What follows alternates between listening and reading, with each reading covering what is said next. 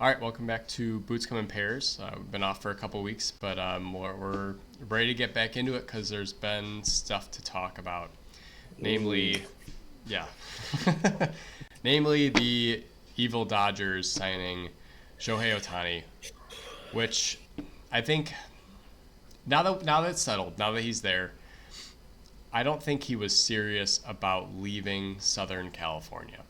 I think he was going on the tour, wanted to see what was out there. I thought it was funny that they said the Blue Jays were going to sign him, and then, nope, nope, no, no, no, that false report. He's not on the plane, and then the Dodgers get him.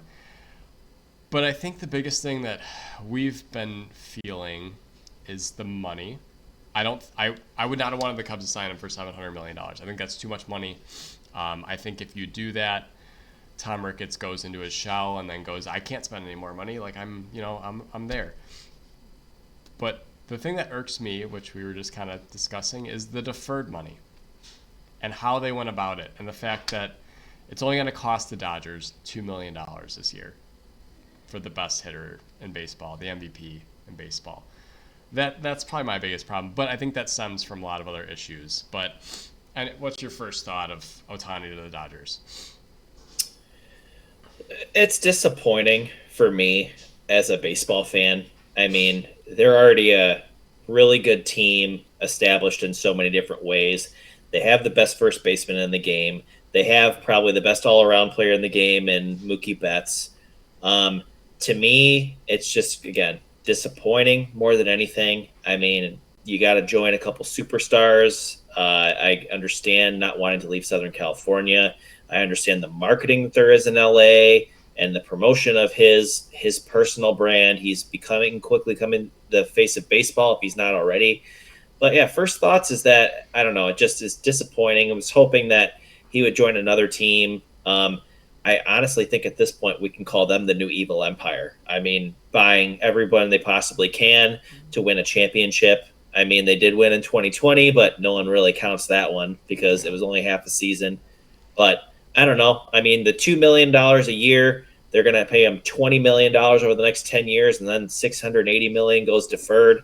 Um, they're going to be able to go out and get even more than they already have. I wouldn't be surprised if Yamamoto went there. I wouldn't be surprised if they got Blake Snell or a number of these other free agents. They got a bunch of holes in their lineup, so I don't know. Just a little bit bummed I is all. I think the comp to the Yankees is an interesting one because they haven't won enough, in my opinion, to get like yeah they're buying and buying, but like this is almost like the Mets last year, spending all that money and getting nowhere. So I don't think there's a guarantee that they're going to win. I think they've already been doing this and have only won the one, which is kind of funny to me that they have now they have a 1.5 billion dollars invested in potentially their first three hitters between Mookie, Freddie Freeman, and Ohtani. So I think that's more funny, and that's just kind of how baseball works. Is like you can spend all this money, but it doesn't mean you're gonna win. You're guaranteed to win. But yeah, the Yankees were so hated because they won 27 World Series. So I think that comp's kind of funny. But I think what this does is it exposes the bigger problem, and that's the salary cap. And that's why this is such an issue because you have teams like the Dodgers who are willing to spend all this money, and then you have other teams that aren't, and they just kind of get away with it. But I feel like when you cap it out, it does create a better competitive balance, and I think that Mm-hmm. just doesn't exist in baseball. And why you have some teams that just kind of try and reinvent the wheel when it's sometimes not there, and that's why the Dodgers just continue to pay these guys all this money. But salary cap, I would assume you're in favor of. I think it just A makes hundred, a sense. 100%. I mean, we witnessed one of our favorite sports franchises, the Chicago Blackhawks, sort of having to cut their range short. I would say, for lack of a better term, Yeah. you ink superstars like Patrick Kane and Jonathan Tays and Duncan Keith and Brent Seabrook and Marion Hossa, guys who are cornerstone pillars to your franchise, guys who won three Stanley Cups with you. Um, that lack of mobility when it comes to finances, because you have so much money tied up in these other players. You can't really go out and get superstar players in a given offseason or at the trade deadline. You just can't do that just because of the restrictions. So you have to get creative with who you sign, whether it be to veteran minimum deals or even with your farm system, having to develop younger guys to step in where other guys start to fall. And the risk that the Hawks ran and that they ultimately ended up running into was these guys aged. In particular, their wonderful defensive pairing, and you're kind of on the hook for all that money. And then Marian Hossa obviously had the skin condition, made him retire early. So you kind of ran into that too. So yeah, I just think that there's an art and a strategy when there's a salary cap to deal with. Like even when it comes to like certain fantasy sports, like there's times where you have a certain dollar amount that you're allowed to spend on a given team, and certain players have certain values, and you have to be strategic. Like, hey, do I want to invest on a superstar who is could potentially have a bad season, or do I kind of spread my money more evenly? I don't know. I think that we've been fans of franchises of teams who have benefited from a higher salary, or not higher salary cap, but just a higher overall team. What am I trying to say here? Just how much yeah, like their total salary, like what the players are worth or what the team is worth every given year. But I don't know. I just think it would be interesting if the penalty wasn't just a fine, Right. luxury tax threshold. If they actually had to like be creative and maybe we wouldn't have a world where it's just dominated by superstars and being able to write a blank or give a guy a blank check, essentially. But to my point, which when I was saying the Cubs, yeah, go for it. Write the guy a blank check. Ohtani is like blown out the jersey sales, like the all-time record in 48 hours.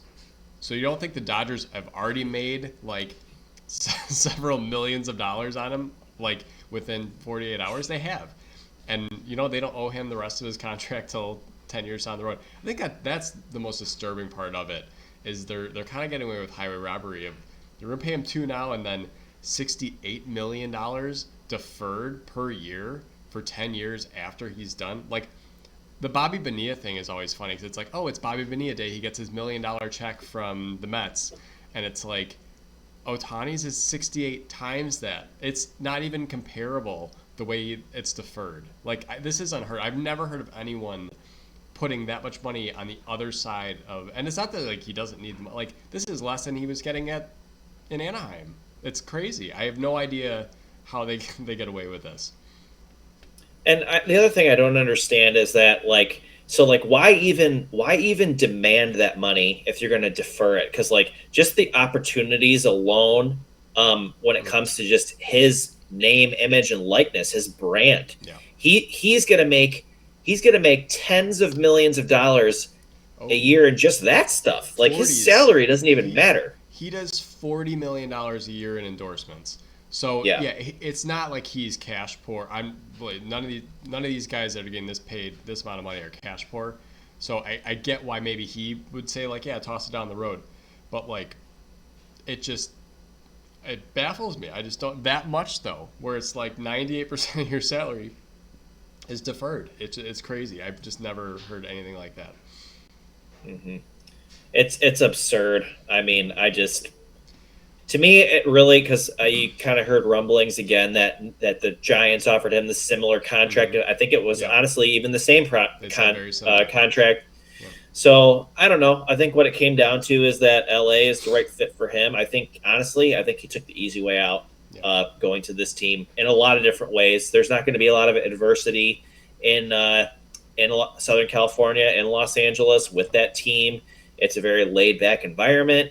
I just think when the pressure's on, I don't think he's going to handle it well. We'll see. I'll probably be wrong, but he's going to have a. That's the next question, because if the Cubs were to do that, is he worth that much money? And you could argue like, man, he's got MVPs. He's a Cy Young candidate when he's pitching, but like we don't know if he's going to pitch again first. Like that's a very real possibility that he could just be a closer, or okay, he comes back, but is he going to be able to pitch a full season? can he play in October? We also don't know that. He's We also don't been know. hurt as a player. Like, he hasn't finished many seasons because he's injured. So, like, it's Mike Trout syndrome where, except the opposite. He has 0 postseason at bats, 0 postseason innings pitched. I'm sorry, the World Baseball Classic is a different thing. It's Yeah. not the same as the World Series. It's not the same as the playoffs. It's much longer. It's a lot more intense. And to pay that much money for a guy that you don't know if he can perform, it doesn't blow my mind because he's very talented, but like it's an unknown. It's not a guarantee that the Dodgers are going to win just because they signed him. And is he going to make it healthy to that point in the season? Is he going to be able to perform that late in the year when he's gone through the grind of playing the whole season? We don't even know. So that's the real crazy part. The biggest thing for me is that okay, so now he has won his second MVP award. He is clearly the best all around. If you want to say all around, he could Yeah. be considered one of the best all around players in the game, if not the best. But you isolate his stats on both sides of the ball. Yeah. He is really good, but I can't really say that he's the best at either one. I can't say that he would have won the MVP in either season if he had not pitched. Like I don't think his offensive numbers are enough to overcome someone's offensive and defensive prowess. Like especially his Right. first MVP award, there were several players who were better offensively than him, but because he had the pitching to back it up, that kind of puts him over the edge. But even this year, like he had a really great offensive season. He did miss some time, 20 plus games, but you could argue that there are probably 4 or 5 other players who were just as deserving on the offensive side of the baseball. And they also played defense. Like you look at Marcus Semien, you look at Corey Seager, you look at Kyle Tucker, you look at Yordan Alvarez. All those guys, maybe not Alvarez so much on the defensive part of things, but those other guys played really good defense, and they also hit really well. They also made the playoffs, and they were contributors to a winning team. So I don't know. I think if you isolate Ohtani's stats, if he's not pitching, if he ends up only being a DH, I think that's a massive waste of money to me. Yeah. Well, I think you also need to compare too. I mean, the wins above replacement, but like last year, the Dodgers had JD Martinez most of the year in the DH role, and JD Martinez had a good year.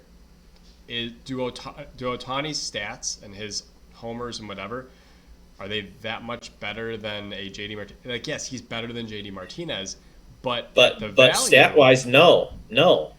yeah, they're pretty comparable in terms of games played and that, but also noting that the Dodgers were in a pennant race the whole year and the Angels were not. So most Correct. of Ohtani's homers are garbage time homers. Because you know why? The Angels play garbage time games. That's why. No one's watching, no one cares, and there's no pressure. So when you add that pressure of like, hey, we need you to perform now, what does that look like? And I think it's a mystery because we don't know. And not saying that he can't do it, not saying that he's not a good hitter. This is not saying any of those things, but we just haven't seen him take a meaningful at bat. I'm not saying not every at bat is meaningful, but they aren't. Not every bat is weighted the same.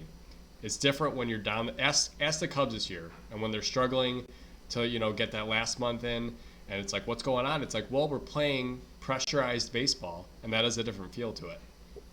They'll all tell you. I mean, every player will tell you it's different. Castellanos he's like, this is postseason baseball is different. There's no other way to say it. And until he plays and feels it, so it might be a couple years before you see him start to feel comfortable. Maybe not. Maybe he'll surprise. Who knows? But it's not as cut and dry for me. And I'm happy the Cubs were not in at that number because I think Ricketts would start to crawl into his hole and go, I lost all this money. Because he already does that, right? He's already like so money conscious. It's like, you're one of the top franchises in the league. You should be able to spend whatever you want, right? But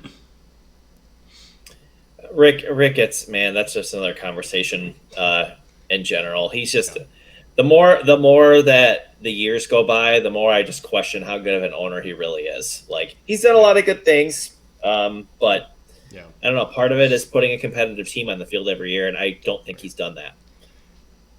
No, and I don't think that's a stretch at all. Like I think there's been plenty of years where he's like, well, we're making money. And it's like, You know what though?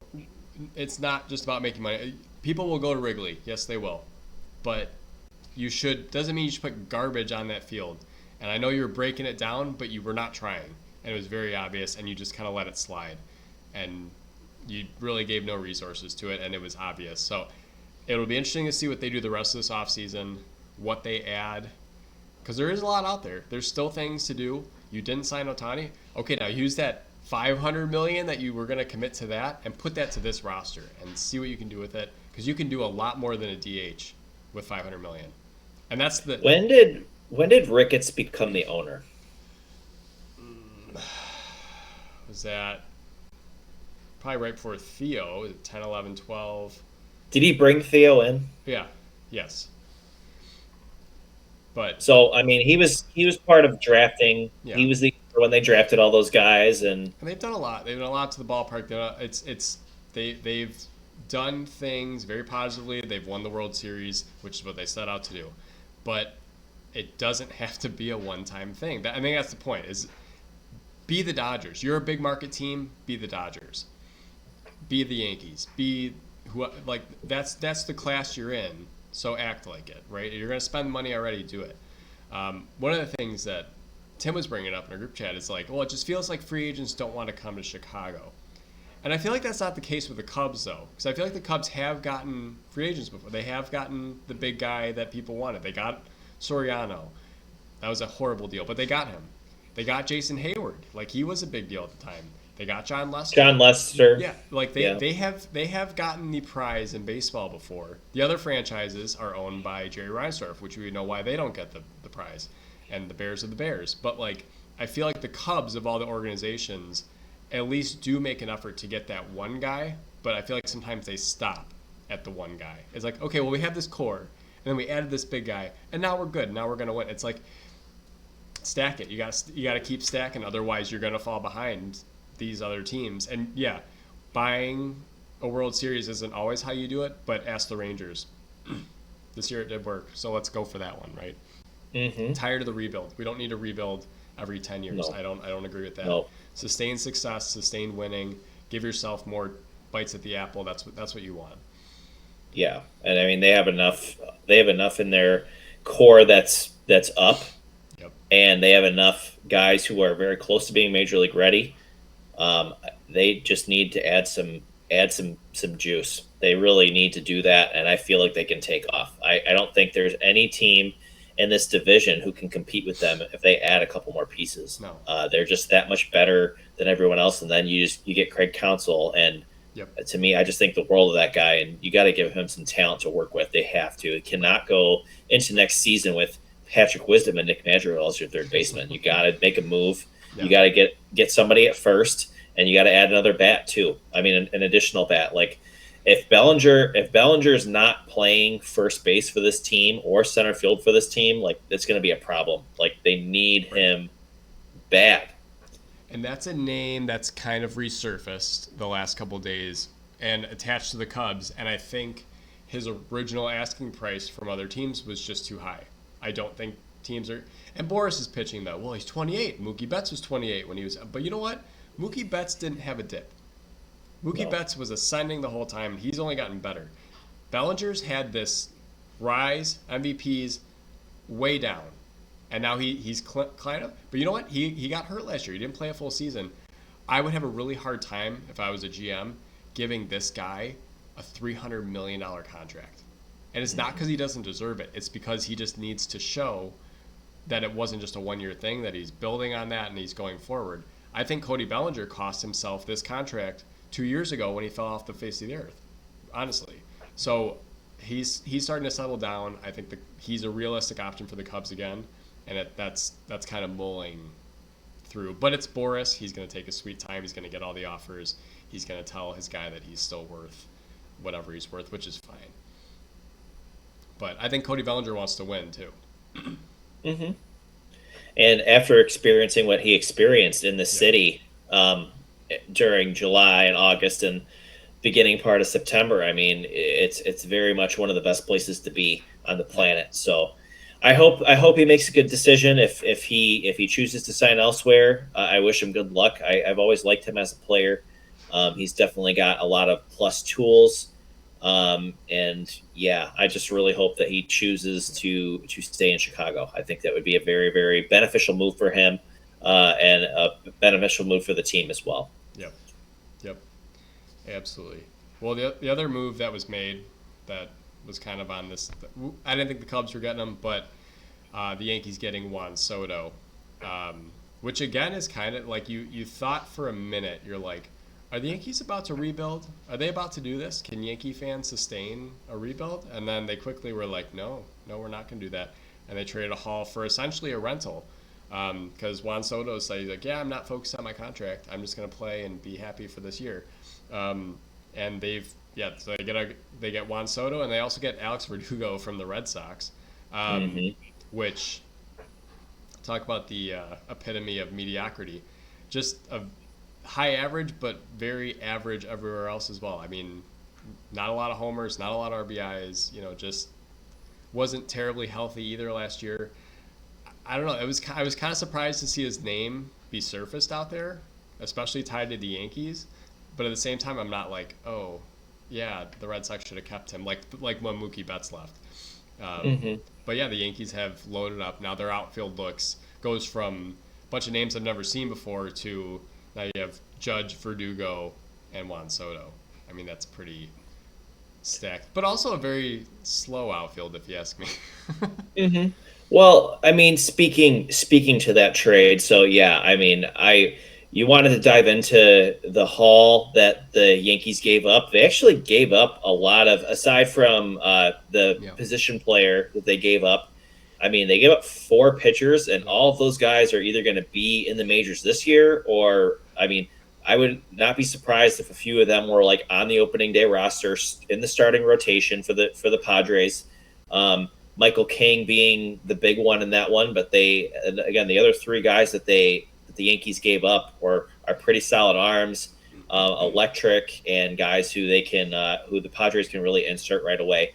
What's interesting to me, and kind of what you just said about the outfield of the Yankees, it's like I don't even know if Soto's going to be in the outfield. He probably won't, because another guy in that deal was Trent Gresham.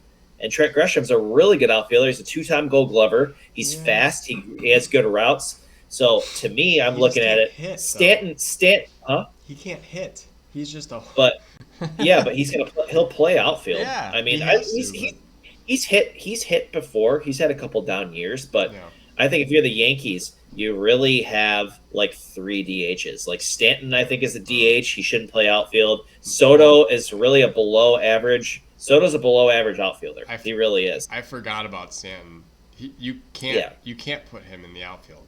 So no, not with those guys. You literally. So and he also has been atrocious at the plate. So it's almost like do you cut Stanton at some point if he's just not performing? Maybe. And he's also never healthy. So I think they're kind of moving on without moving on because they can't move on yet because they already paid him a bunch of money. But yeah, Soto to me is built for the DH in that situation. And then even Judge is a Gold Glove caliber outfield when he's out there, but he's a big body. Yeah. He gets hurt. It would probably be in the Yankees' best interest just to keep his bat in the lineup to DH him. So you're kind of getting to this point where they're like the White Sox, where it's like you have 3 guys who could play outfield, but they're not great at the outfield. Well, Judge is, but 3 guys who you want to hit, you value their bat, but putting them in the field is either a liability from a fielding standpoint or just from an injury standpoint. So to me, the Yankees' best lineup for the outfield is probably like Gresham, Verdugo, and probably Judge. Like, I mean, that's what I think. It almost reminds me of their 2000s teams when they had Tony Clark, Ruben Sierra, Gary Sheffield, and Jason Giambi, and it's like, why? Who's the DH? Who's playing the field? Yeah, exactly. It's like, well, I guess a couple of them will pinch hit and, we'll just, shuffle them around. And it's like, oh, my gosh. But, like, yeah, they're from the looks of it, it looks like the Yankees are just going to try and destroy you on offense. And then, hopefully they score enough runs that it doesn't matter what their defense does. Or they just have a bunch of substitutes that come in. But, it's just, I guess you can never have too many bats. Yeah. I mean, to me, Getting Soto is a huge move for them. He definitely elevates them for sure. What they're going to get though is a motivated Soto because he's playing for his next contract. He probably wants to be the next guy who's going to get the most. So he really, in San Diego, granted they weren't a very good team. They drastically underperformed in that division. They should have been light years ahead of where they were. Finishing just above 500 or at 500 is not acceptable. They're kind of cleaning house. They let Hader walk. They let Melvin go. They obviously traded Soto for some pieces. He had a really good rebound season after his first year where he didn't hit that great. He kind of rebounded in a lot of different ways. So I think the Yankees really are getting a motivated Soto, a guy who's going to play really well to get that next contract. So I really like the move for them. Obviously, we're not huge Yankees fans, but I do like the move for him, and I hope that he finds success there. I really do. Well, also, Petco Park is not Yankee Stadium, so I think you could plug Juan Soto into left field at Yankee Stadium. The outfield at Petco Park is cavernous, so he's trying to, and he's got a cannon. That's the other thing is I don't like putting guys at DH that have a tool that you can use out there. And Juan Soto is one of those arms you don't run on. And if you could plug him in, because you got Judge and right. If you plug him into left field, I think you have, even though you don't have the speed, you have the arms that are just, you're not giving up bases. But he is going, if he's healthy, also dimension wise, he's going to hit so many more homers from lefts. 40, 50, 50. Is he gonna do a Matt Olson? Just pop him off? He could. He played every game last year too. Yeah. And so I don't know. It's very, very intriguing. I think it was a very smart move for the Yankees. Yeah. I don't think that they didn't give up anything that was like overwhelmingly great. Right. But the guys they gave up were very good. I just think that you have to. Their organization, they kind of need a shot of life at this point. They haven't been playing really well the last few years. They haven't really been the team that people feared. I think Soto, whether he's playing left or he's DHing or whatever he's doing, like he instills fear, and that will and the pitching and the defense and the organizations that are in their division in the East. He just elevates them in a huge way. And again, not a Yankees fan, but I don't know. That's a really smart move. It's a worth it risk to me. Right. Well, and this is where because you look at the Cubs roster and you go, well, they didn't need a corner outfielder. And this is where I challenge that because they weren't getting Juan Soto. That's fine. They weren't going to give up the prospects. But don't settle. I know we have Seiya. I know we have Ian Happ, Mr. Gold Glove, 2 years running now. But just like they did with David Ross, don't settle for good when you can go for great, right? Mm-hmm. Nothing wrong with David Ross, but we're going to get the best manager. Well, you know what? I'm sorry. Ian Happ is not the best outfielder. We know that. Is there someone better out there? Yes, his name was Juan Soto. Would I have been mad if they would have given up Ian Happ for Juan Soto? Absolutely not. Absolutely not. And not because I hate Ian Happ. Which I know it probably comes off that way that we talk about him way too much on this, but that's the level you need to get to. I like the way Seiya Suzuki played. Would I have been upset if they would have got rid of Seiya Suzuki for a Juan Soto or a player of that caliber? No, because that's an upgrade. I don't care if that's a position you already have filled. That's still an upgrade. So I think that's a level that they need to view that through. And you're right. They don't get Craig Counsell to sit on their hands. They're going to do something. So we just have to be patient and see what they're going to do. But don't be afraid to evaluate every position like you evaluated your manager. They're all upgradable. Catcher. You can get a better catcher than Yan Gomes and Miguel Amaya. I don't know. Mitch Garver. Right. Yes. So I have no problem with that. You want to clean out that catcher room and get Mitch Garver? Yes. Cool with that. That's fine. There's lots of catchers, dude. I was just looking at all the remaining free agents. There are so many guys, every single spot on the diamond. I think the only thing that you don't mess with up the middle set. Yes. That's the only thing. Everyone else is replaceable. We have the best middle infield in baseball. Yes. That's the only thing that's not getting touched. Everything else to me is interchangeable. Yes. And that has been proven. Like, again, you have two Gold Glover. They are the best defensive pairing up the middle. You're not going to get better than that. But if we're complimenting Yan Gomes at the end of the year because we were surprised at how well he played. But we were surprised at how well he played. It wasn't expected for him to play that many games and to play that well at 36. So again, if you can go out and upgrade that, and like, okay, are we going to get that repeat performance? Probably not. But you can also keep him on as a backup, and whoever you bring in is going to be better. And you're not just relying on Amaya to make the jump, which I think is just, if you're winning now, you're not relying. You can't go into next year like that. But we'll see what they do. I think you just have to be patient now that some of these other dominoes are falling. We'll just see where they end up with, again, the Pete Alonsos, the Matt Chapmans, those kind of things. I think they should be able to sign at least 2 or 3 of them. 100%. I mean, like I said a little bit earlier in this, maybe a little bit before the show too. Got to upgrade at the corners for sure. If you're the Cubs, I'm not sure if Pete Crow Armstrong's ready yet. He might be. It might be someone that they take a chance on.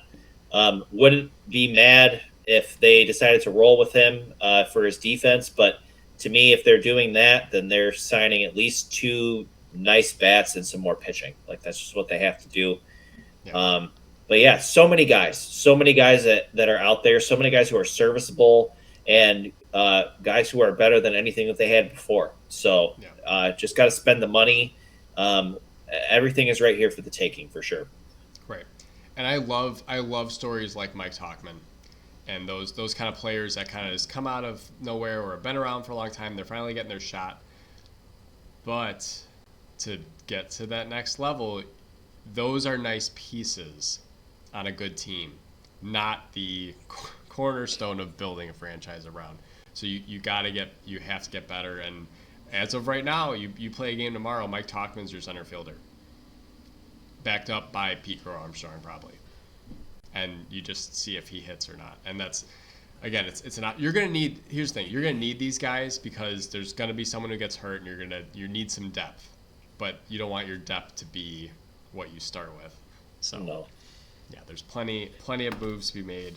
I don't know if there's really. I mean, there wasn't a ton of other moves. We don't have to worry about Rowdy Tellez coming here because he's in Pittsburgh, which is what we didn't want. We were talking about unathletic first baseman. Okay, you can see the direction. That's also a good point too. Is maybe they need a salary floor to raise Pittsburgh, because they said they were going to spend some money, but raise some of these teams out of the muck, and they're not just spending stupid money on players like that. Mm-hmm. Yeah, I mean, so I guess what are thoughts, guys who are still out there, bigger names who are still out there, where do they go?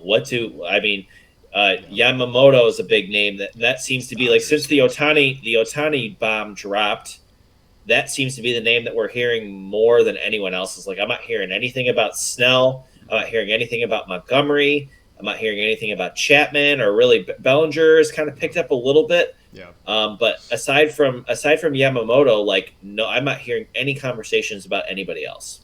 No, it's been.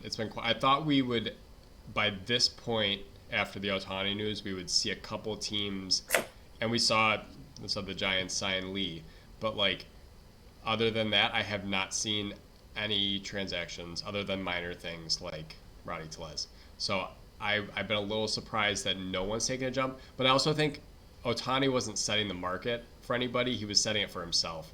So it's not like these other moves where it's oh, that's the going rate for a DH pitcher, but there's only one of them. So I think we're still waiting on potentially. I think we're waiting on Cody Bellinger, honestly, to make a decision, and that's kind of going to be the next piece that triggers everybody else.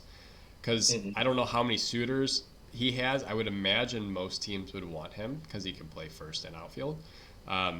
But I think his price tag, is just too high, and Boris, and he's just going to make it.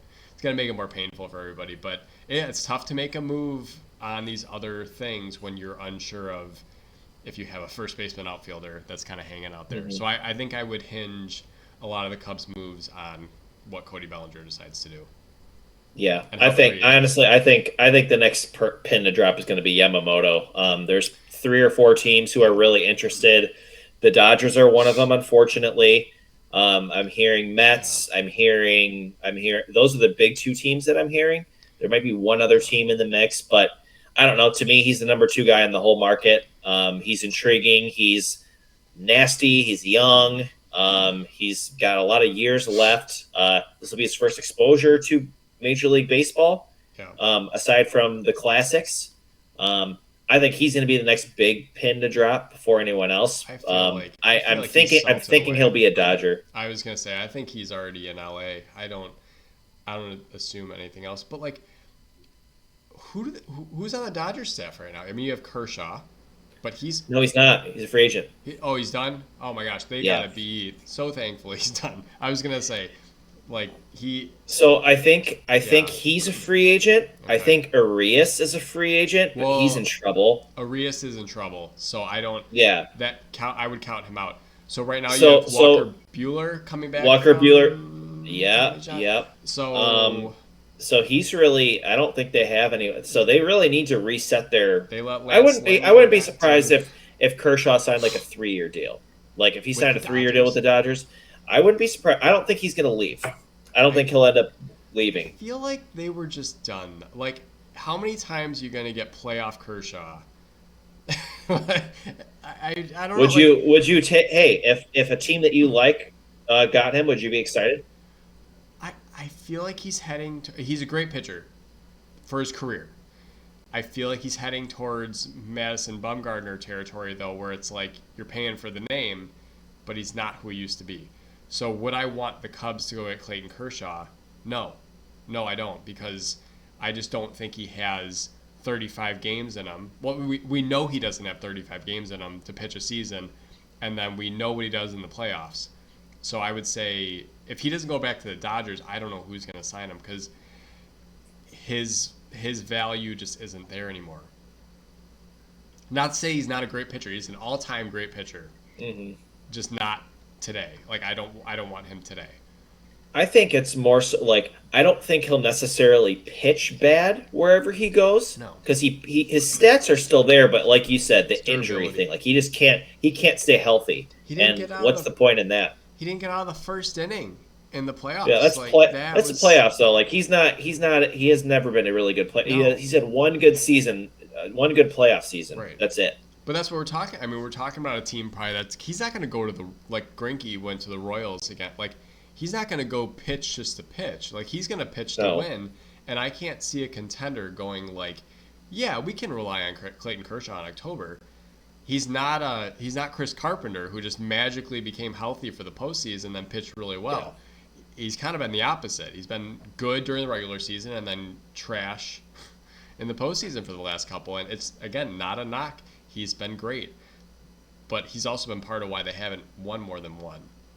Mm-hmm. So I think that needs to be in consideration. So I guess good for them that they're moving on. But so their current staff then sits at what, Glass now? Not Glass.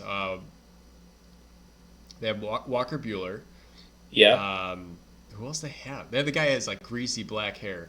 Gonsolin. That yeah. But like who? I mean, is he a 1-year one? Or who knows? So I feel like they're. Let me look at this. I'll look it up. I'll see what they have. I feel like they're pitching. Even if you add a Yamamoto, okay.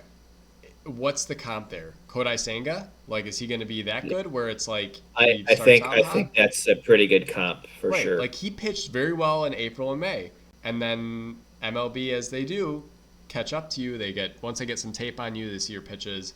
He got roughed up towards the end. So that's what you're going into your window with. Is not a.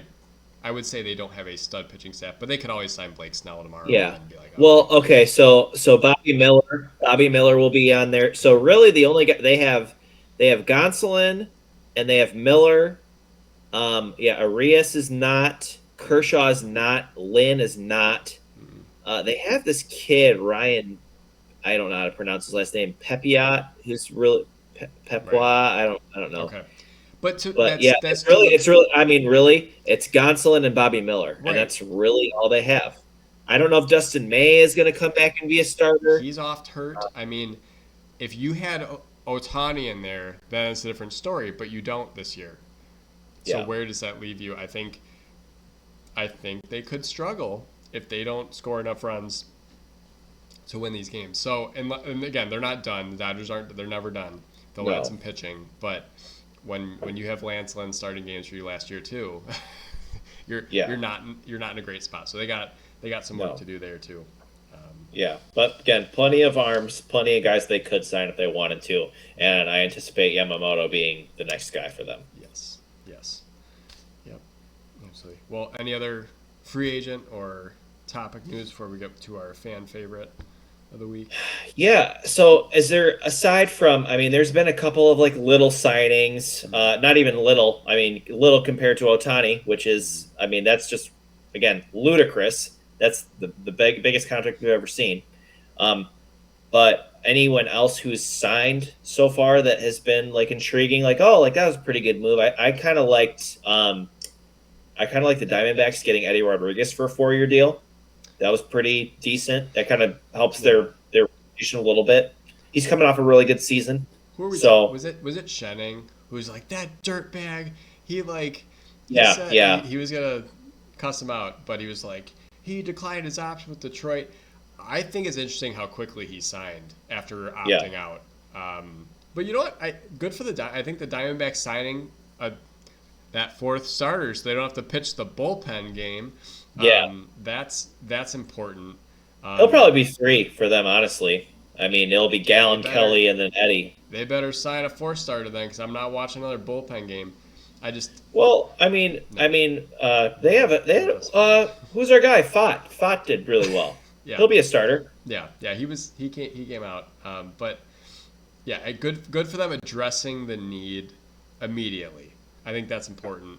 They weren't going to wait around. I thought Nola signing as quickly as he did was telling. I liked that move when they did it. I wish again there would have been more suitors in there, but it seemed like Philly didn't want to leave town because they knew what they had going on. So that Nola would be the one for me so far. It was the first one, but I thought was the most important so far. Besides Candy to Cincinnati. That's not Candy's, bad. I don't know if I care unless the Cubs come up with Madrigal and Wisdom at third. I don't know if I care too much about them getting because it's that same settling thing. I don't just settle for him because he's there. I think you can do better. So, but he did. He Kimbrel played to the O's. That could be nice. Kimbrel The to nice the back end of the rotation. O's. He might.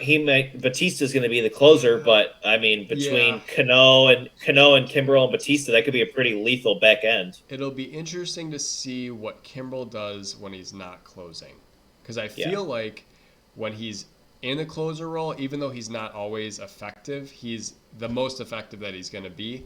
If you take him out of that closer role, again, it'll be interesting. But Baltimore's a big park. Um, when he was at Wrigley, he was just letting up those bombs. Like every time he'd come in, it's like gas, gas. It's like Dan yeah, Heron, just every time. yeah. Bombos. Like I remember sitting one time with Jeff Stilo, and Kimbrel came in, and Jeff's like, it's gonna, and it, first ball, first pitch, off the scoreboard and left, and the new video board. He's like, I knew it, I knew it. I'm like, I mean, Jeff, we all felt it. It's just typical Jeff Stilo's pessimism. But yeah, it'll be interesting to see what he does in a non-closer role. He's getting up there. Not that he's not effective, but I think it's starting to wane a little bit. Yeah, I mean, I could agree with that. Last one that I think this could be beneficial for the team and the players involved, but the Braves trading the Mariners for Jared Kelenic and Marco Mm. Gonzalez. So Kelenic is a really interesting player to me. So he's a high school prep like top 10 pick, I think is what he was for the Mets. He got traded to the Mariners. There's always been a lot of like big league, like high praise for his tools. It hasn't really panned out for him yet, but he's still really young. I think he's from Wisconsin, to be honest. What's funny? Okay, Uh, what's funny is I have a side story about Jared Kelenic. yeah. We went to dinner with Elena's uncle, and he had some friends that he had from work when he was working, and their kids were there. And I'm wearing my A's hat and whatever, and Dick's like, "Oh yeah, Brandon knows a guy from blah blah blah," and then he's like, "Oh yeah, I know a guy too. He plays for Seattle right now. It's Jerry Kalnick." I'm like, "Oh, that's cool. Like I've heard that name. That's a bigger name than I got." And then sure enough, there he goes and gets traded. So that was just funny that like literally the week before, when this guy's telling me he knows him, he gets moved. But yeah, they keep. I mean, it's funny because the Braves traded for Stassi and David Fletcher too. Fletcher, and they've optioned Fletcher, and they traded Stassi already to the White Sox. Really? I didn't even see that. Was it the White Sox? I don't know. They traded Stassi already. I think it was the White Sox, but they have moved him on. So they kept neither one of them. So it's funny sometimes when the Braves make these moves, you wonder, like a Marco Gonzalez, does he have value on the Braves? Or is that move just for Jared Kelenic? I don't know. I mean, Gonzalez to me is like an innings eater. He's pretty reliable. He's not going to be like an ace, but like we let's go back to their season and in particular the playoffs. They didn't even have anyone who could get through any innings. They were getting bombed. Bryce Elder was like they couldn't. Smashed, they had nobody. So like to me, there's room on every roster in Major League Baseball for a guy who could give you 5 or 6 every time he goes out. Maybe he gives up 2 runs, maybe he gives up 4 runs, but he keeps you in the game. A potent lineup like the Braves. I mean, I think Marco Gonzalez fits pretty good in that lineup with that defense behind him. He's more of like a ground ball type pitcher. But Kelenic is definitely the prize in that trade. I've always really liked the guy, and I hope that he figures it out. Maybe it would be nice for him to be in a lineup where there's less pressure. He doesn't really have to. He could probably hit like 8 or 9 and kind of exist and learn from some of these veterans. He's a plus defender too. So is he an outfielder? Fun.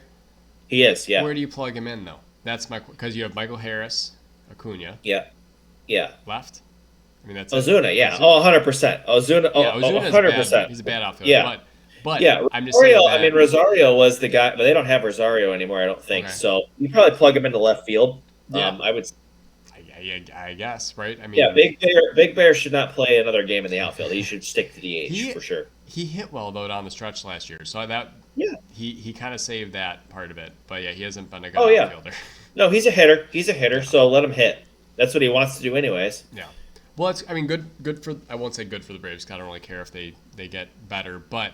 Don't sit on your hands. Don't just feel accomplished that we've had good regular seasons. Like, you need to add. You need to keep doing. And I think moves like that might not seem like huge names, but they're important to your roster. You're right. I think adding guys like Marco Gonzalez, the fit is he may not be a postseason pitcher. He might be. Maybe he catches lightning in a bottle and now he's your guy. But I think you do need those guys to get you through a season. Especially veteran guys that know how to pitch and keep going. Because you did see that with Bryce Elder last year. He couldn't get through an inning. It was like he was dynamite earlier in the year.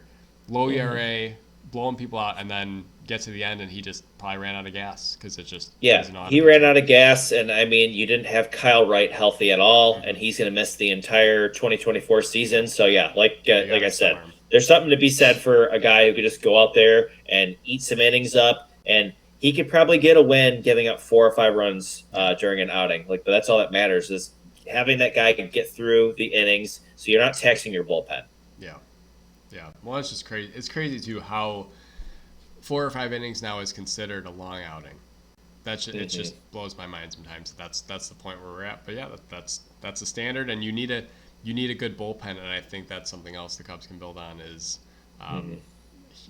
really beefing up that bullpen with some good arms and not Brad Boxberger and yes, whoever else. You play to win the game. That's how it goes. Yeah, and that's the game you got to play now is starters going maybe 6. Yeah, for sure. All right. For sure. Fan favorites. Yeah. I'll let you go first. We're doing second baseman today. Yes. Last time I went first with first baseman, I kind of took some years, so. You can fire off first. We'll do past to present. But I like the segment. I think it's fun to kind of just pull some of the old names out and see where the mind takes you.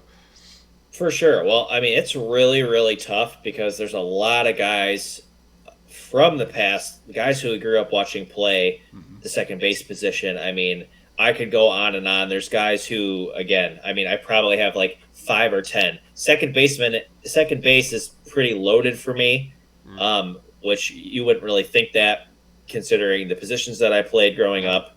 Yeah. I had, yeah, like I said, a lot of contenders. My guy, you already know, you already know, you already know. Yes. It's Petey. Petey's the guy. Um, I can't even explain what I think about this guy. I can't. It's hard to put into words. I mean, just the epitome of a grinder. That's how I played the game as well. That's a guy I looked up to.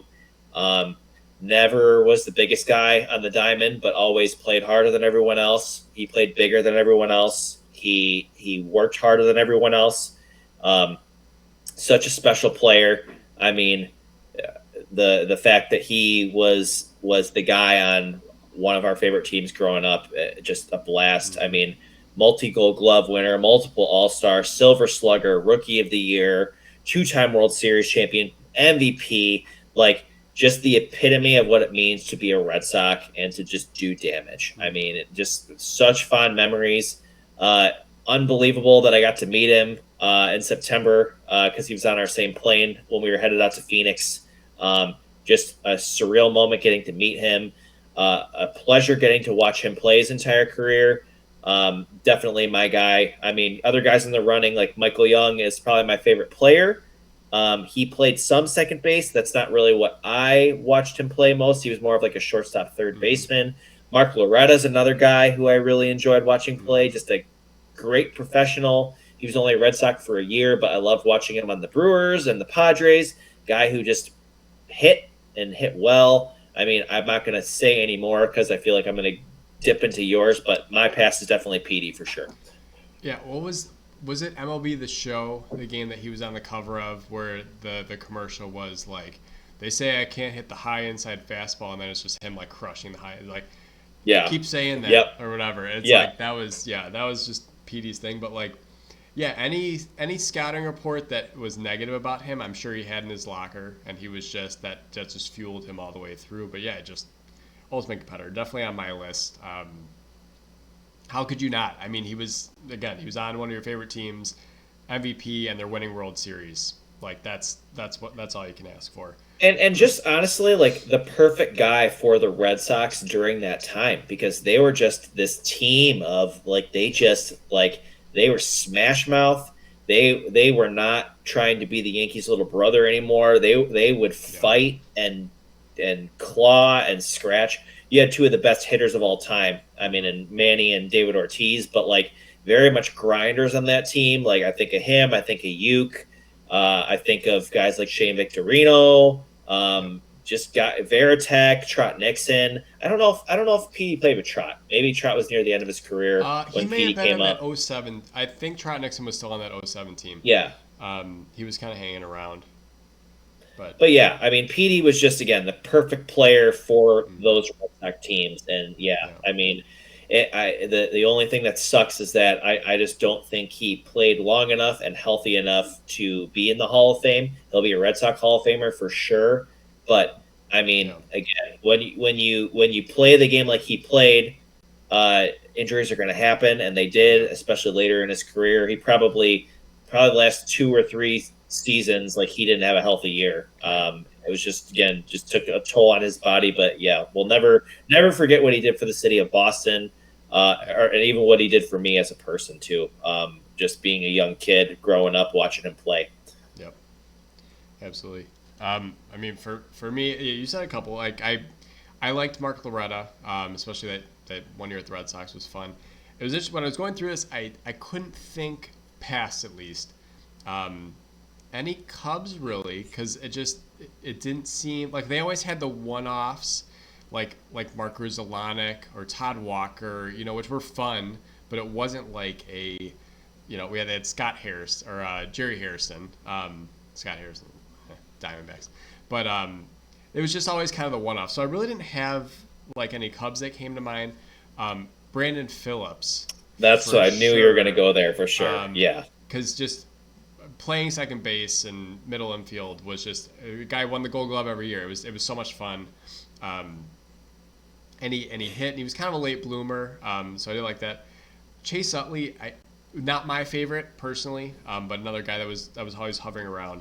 But yeah, definitely Brandon Phillips, just from the defensive prowess, and he was always on, Web Gems, top plays. You're always seeing that. Another guy that I liked, just probably because of how much I saw of him, was Orlando Hudson. Dog.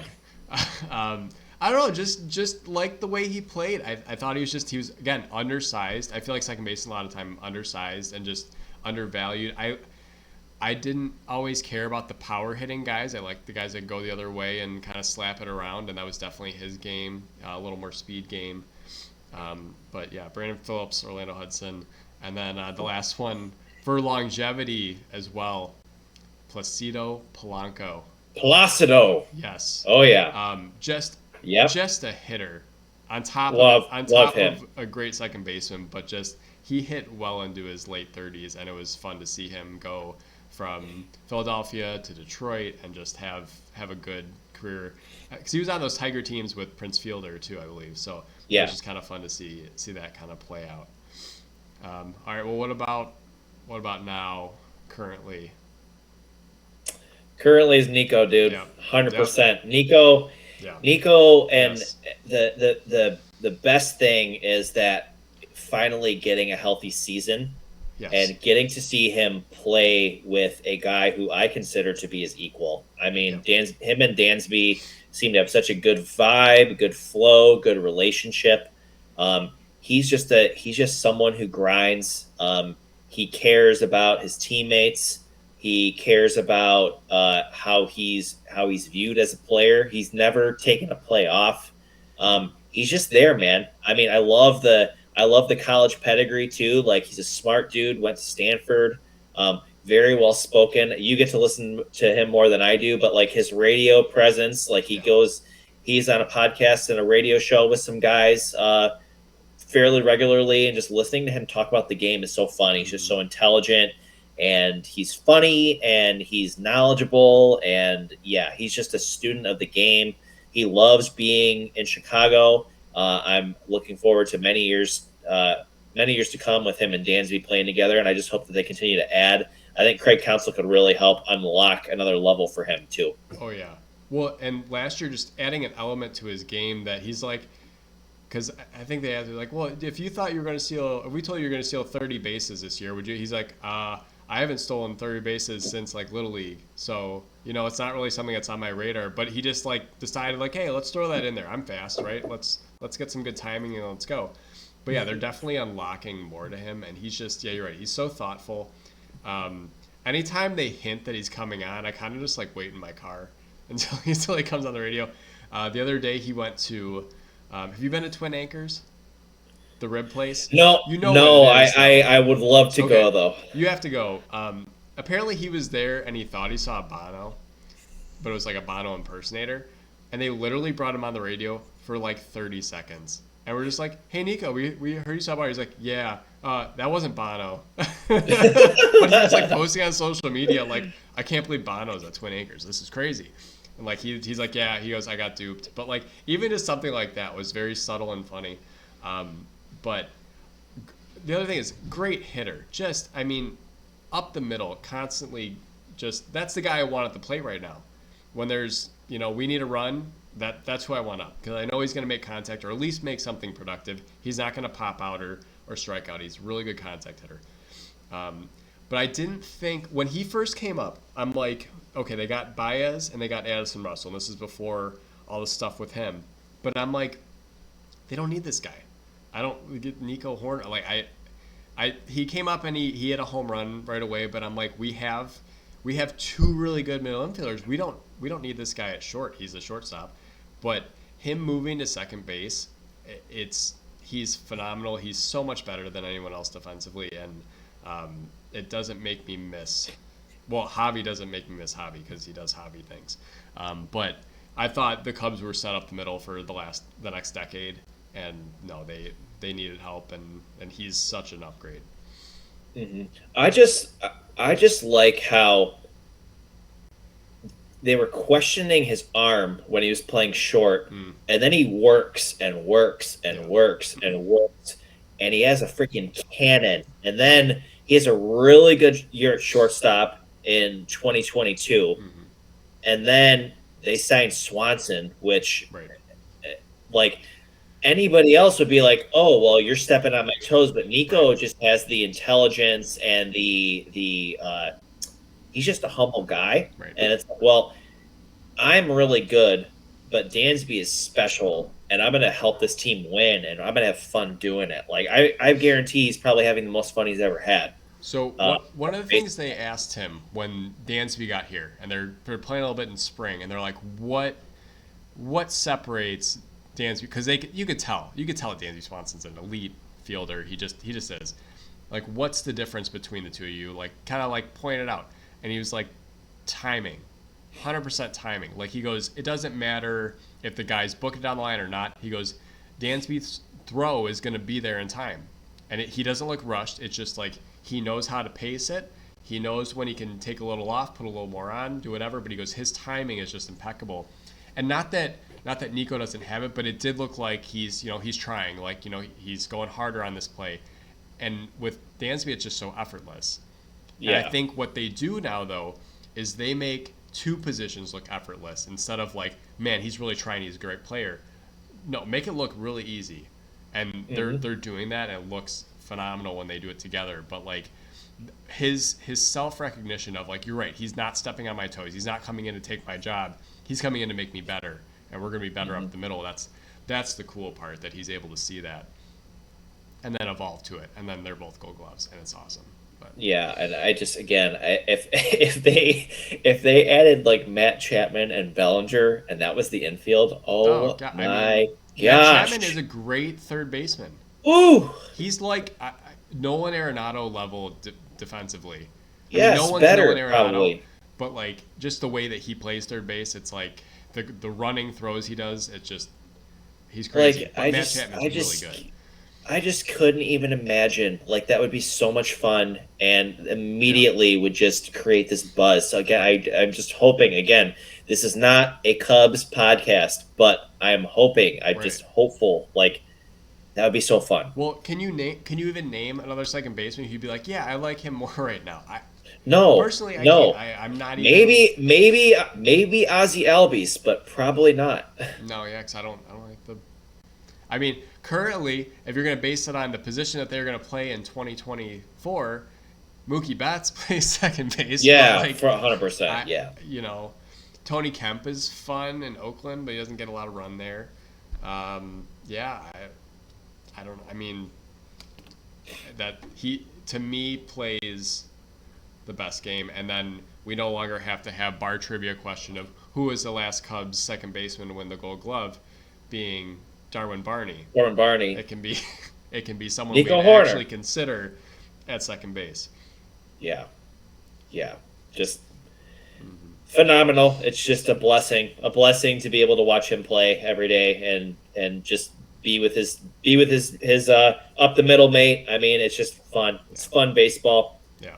Chicago baseball's fun. And if anyone's tired of me talking about Nico Horner, sorry, it's gonna keep happening because he's just dynamic to me, and he's fun to listen to. He is. And I will He continue is to pitch. absolutely. Go listen to that after you listen to this podcast. Yes. But I mean, that's pretty good for us this week. We'll see what kind of where the chips fall. Continue to like, follow, subscribe our channels. But other than that, we'll continue doing the fan favorites. We'll move on to a different position next week. Maybe we won't announce it now. We'll think hard and discuss. But and we'll see. I don't know if we have any guests coming up, but we'll figure that out kind of as we go. Have some guests planned for after the new year. I have one confirmed. Have reached out to a couple others, but we have one for sure who works in an organization, who works in the Astros organization actually. So that's really exciting. We're planning that for like second week in January. See if we can reach out to a few other people. But yeah, I mean, maybe we get another person on to talk about more free agency stuff. I think the next couple weeks there's probably going to be some big moves made. Some chips are going to fall, and yeah, super excited. Fun off season so far. And yeah, looking forward to what is to come. Absolutely. Well, and as always, boots come in pairs. So take it easy. Peace, y'all. Bye.